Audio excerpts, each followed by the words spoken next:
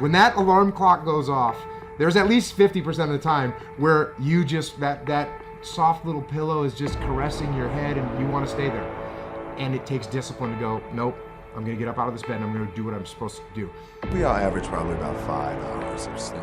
Work hard, sleep less. Tomorrow morning, when that alarm goes off and you start feeling all the excuses that come in and that bed is cozy, I know what you're saying, I love my bed too. And you then go 5, 4, 3, 2, 1 and you get up. That discipline that you have at that moment, you win that fight. That's a big victory.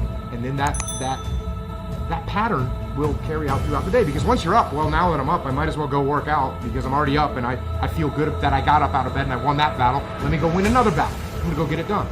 And that discipline carries on throughout the day. So now you take that and you expand that out over a week and a month, and you end up with more discipline. And it starts with that simple act of getting up and getting out of bed in the morning. I work out twice before everyone wakes up. So it started off 4 o'clock in the morning where I'd start with my cardio, then I'd have breakfast, and then I would go to the gym, and then I'd go to work. And I wake up at 4:30 in the morning because no one else is awake yet. So that gives me the opportunity to do things that I need to get done kind of selfishly for myself. And the big one in that category is working out.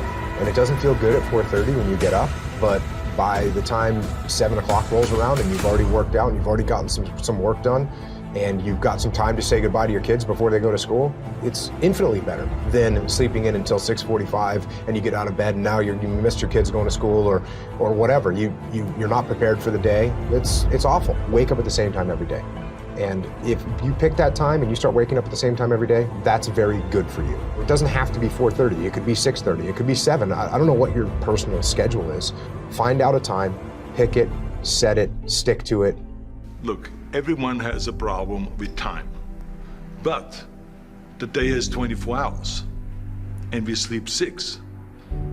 Now I know there's some out there that say, whoa, I need 8. Well, I say just sleep a little faster, because the bottom line is we have 6 hours of sleep, 24 hours are available, so you have 18 hours now available to your work, your family, your hobbies, and also to learn something new or to do something new, which could easily be that you want to learn a new language, to read a book every week, or you say, I'm gonna go and reshape my body.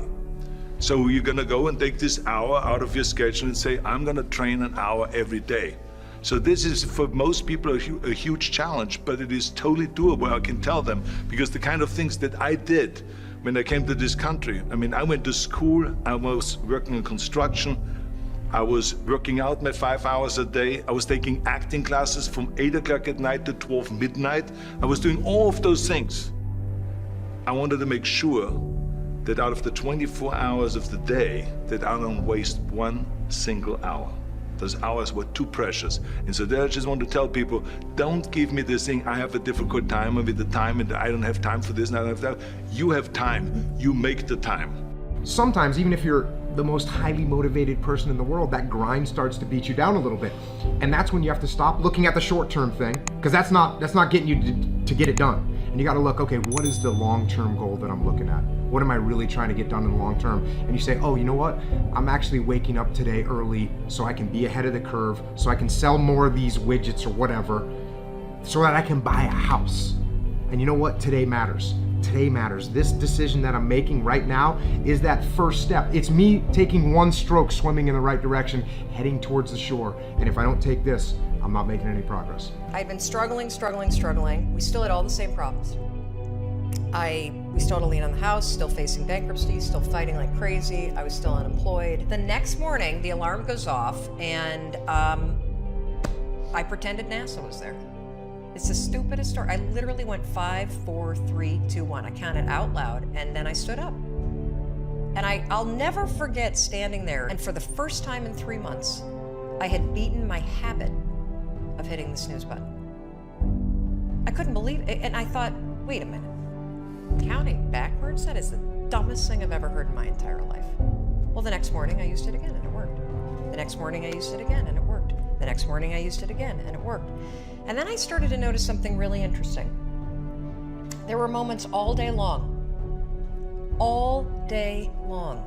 just like that 5-second moment in bed, where I knew, knowledge, what I should do. And if I didn't move within 5 seconds, my brain would step in and talk me out of it. Every human being has a 5-second window, might even be shorter for you. You have about a 5-second window in which you can move from idea to action before your brain kicks into full gear and sabotages any change in behavior. Because remember, your brain is wired to stop you from doing things that are uncomfortable or uncertain or scary. It's your job to learn how to move from those ideas that could change everything into acting on them in the smallest moment.